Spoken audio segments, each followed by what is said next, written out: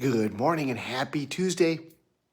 So yesterday we talked about habits and the simple ways that we can start forming them and associating them to positive things. And remember, it only takes a couple of weeks and you form a habit. 21 days and you've pretty much got yourself a new habit. So a little bit of discipline, a little bit of intentional activity to associate it towards something positive, and the next thing you know, your life is on a whole nother direction. Remember, we're only looking for those small incremental positive changes. 1% over an entire year equals 37 times in terms of the amount of change.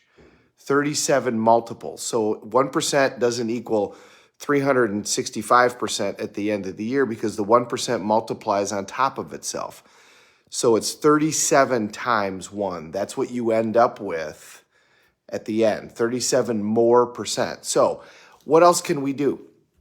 Well, Abby Whitty did a share with us and said how much she loves exercise and makes time for it in her day no matter what. And I know that, she's, I think, in her 30s and has children.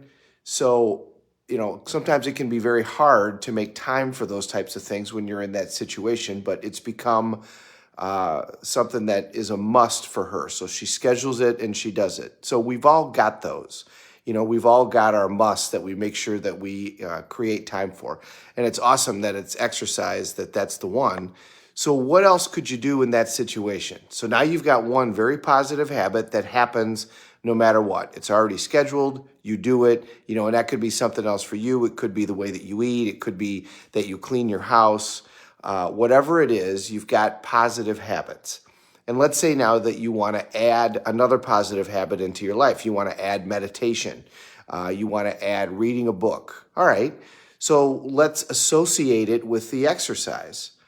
So what about if you listen to books on tape while you're exercising? So you used that downtime, that net time in order to listen to new material, because you probably listen to music or you listen to something else. So what if all of a sudden you started listening to books on tape? Even if you only listen to books on tape for 10 minutes out of the exercise, over time, that's going to start creating a new habit where you start liking the books because the books are going to get associated to the exercise. Plus, you're going to learn, plus you're going to grow. So your mind's going to like it, your body's going to like it. And the next thing you know, if you do that every time you exercise over the next 2 years, all of a sudden you've consumed, a dozen books or a couple of dozen books. Let's say that you want to start a habit of meditation. All right. So now you build in, 5 minutes in your exercise time, 5 minutes before your exercise or 5 minutes after you exercise, where you say, I'm going to take 5 more minutes and I'm going to sit and meditate.